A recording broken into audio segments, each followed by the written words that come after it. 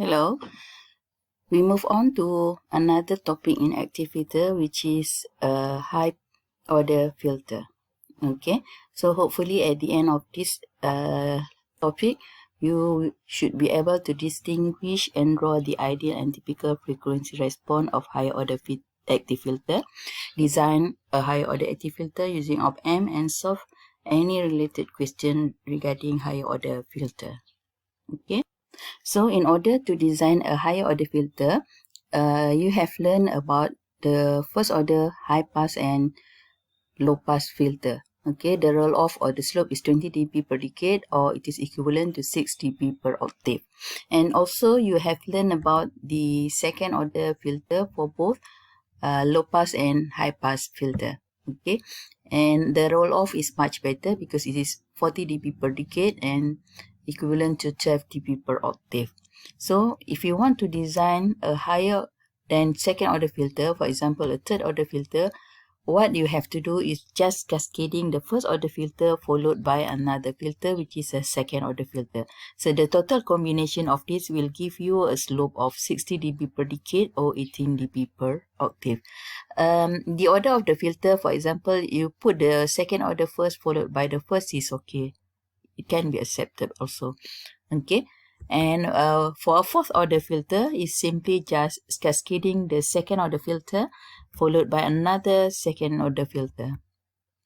Okay, and the total roll off for this one will be 80 dB per decade or 24 dB per octave, and we can go on with fifth order.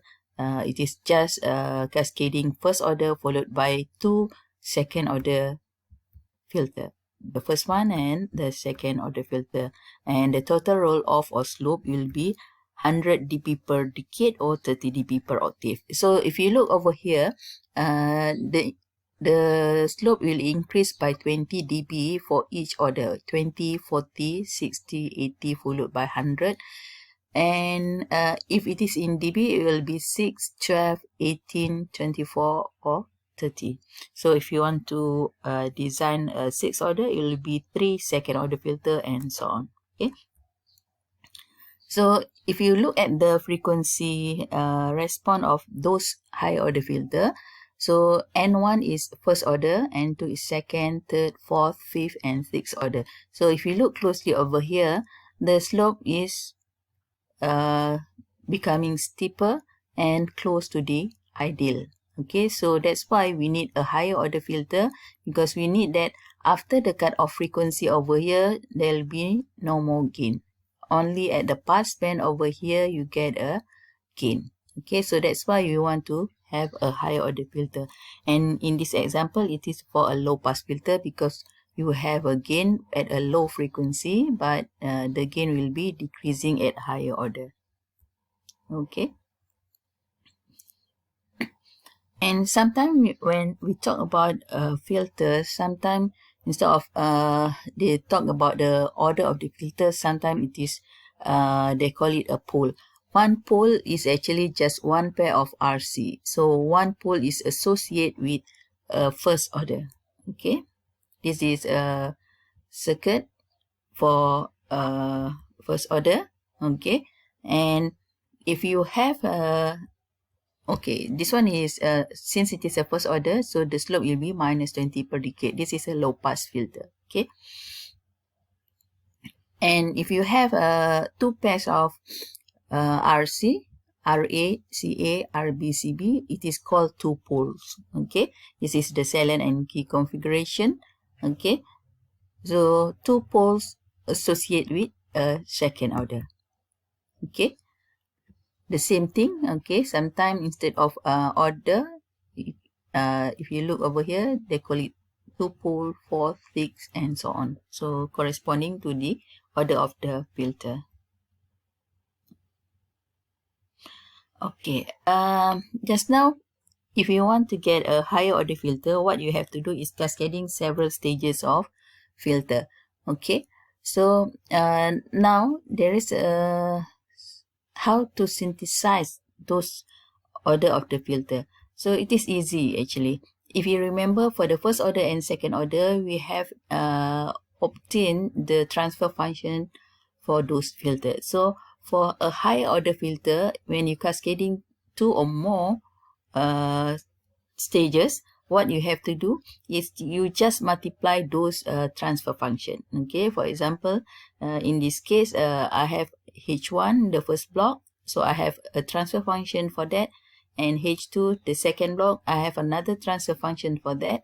The total transfer function is simply the transfer function for the first one followed by the second one. So you multiply these two, okay, in order to get the whole transfer function. Okay. And in the design technique, just now I mentioned that, for example, for the third order, you'll put the first order followed by the second order. But also you can put the second order first, followed by the first order. Okay. So actually, it doesn't matter, okay, which one that you put first. And this is the Butterworth polynomial that I have shown previously. So if you look for the first order, it just 1 plus s, indicating it is first order. For second order, you have a s squared. For the third order, this is actually representing the first order followed by the second order. For fourth, this is the second order followed by second order, and so on. So for the 10th, if you look over here, you have a 1, 2, 3, 4, 5 second order filter. So it is very easy to design an active filter. And this is the section ordering just now. I talked about you can create either the first or the followed by the second, and so on. Doesn't matter. Okay. So now this is an example of fourth order Butterworth filter. So you know it is fourth because you have 2 second order. First one, the second order. Okay. So the total transfer function, you just multiply those two. Okay. And I have mentioned just now, it doesn't matter which comes first. Okay. But in practice, it depends on whether you want to a very low noise figure or you want to have a low level of saturation level. For example, in this case, to get the highest maximum input signal range, section with the largest damping ratio should come first. Okay. And if you want to have a lowest output noise, the gain with the highest section should come first. Okay. Just now I have shown you the Butterworth polynomial. Okay. So you look at the polynomial, which one has the largest damping ratio. Okay. So this is example of a third order low pass filter. You can get the third order. This one is I put the second order first, followed by the first order. This is for low pass filter. Okay. You can seen that this is one pair, another pair. This one just one pair. So that's why it is a first order. Okay. So you use this.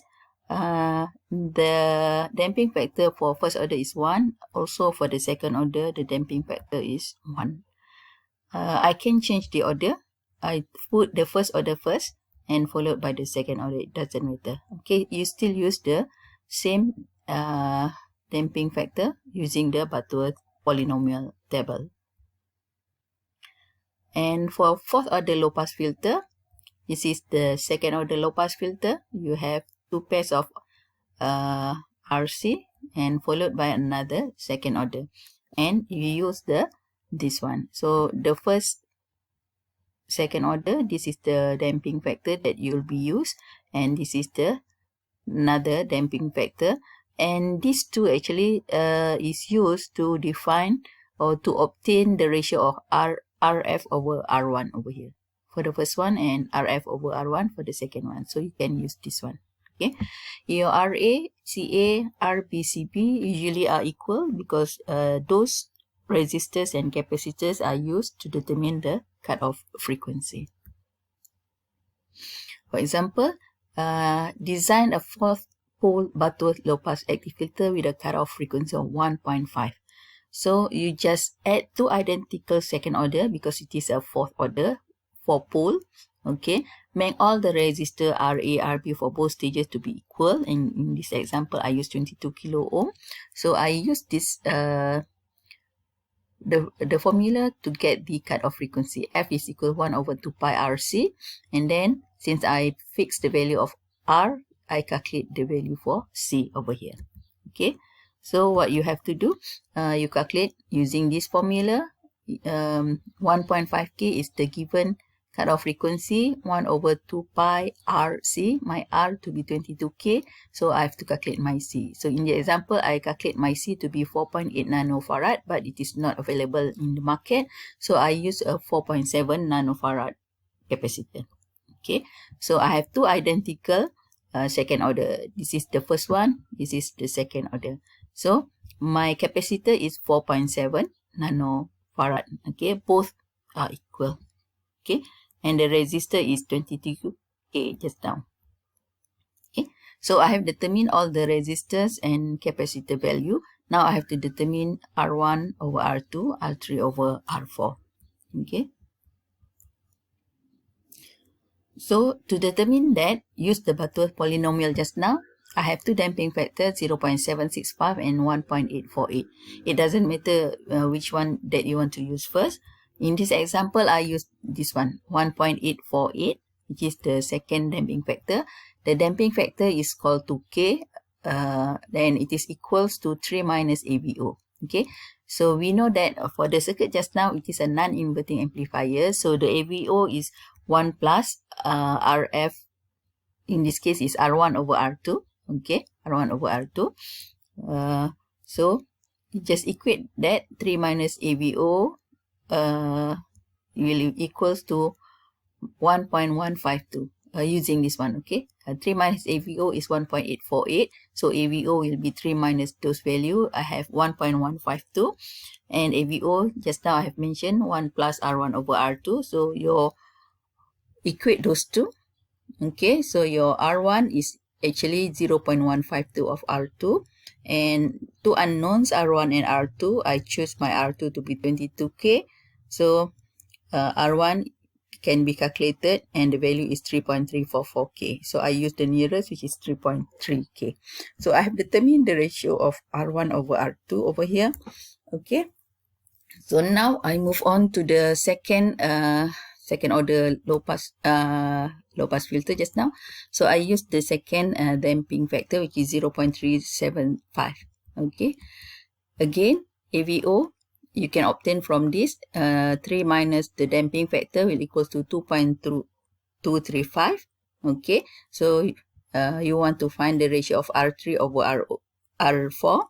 So AVO is 1 plus R3 over R4. So equate 1 plus R3 over R4 with the one over here that you have calculated just now. So the ratio of R3 to R4 is R3 equals to 1.235 R4. And if R4 I choose to be 12K, okay, so my R3 will be 14.82. I can use 15 kilo ohm resistor. Okay, over here. So now I have done calculating those value. So in this example, I have designed a fourth order Butterworth filter. So I have the first, second order followed by the second order.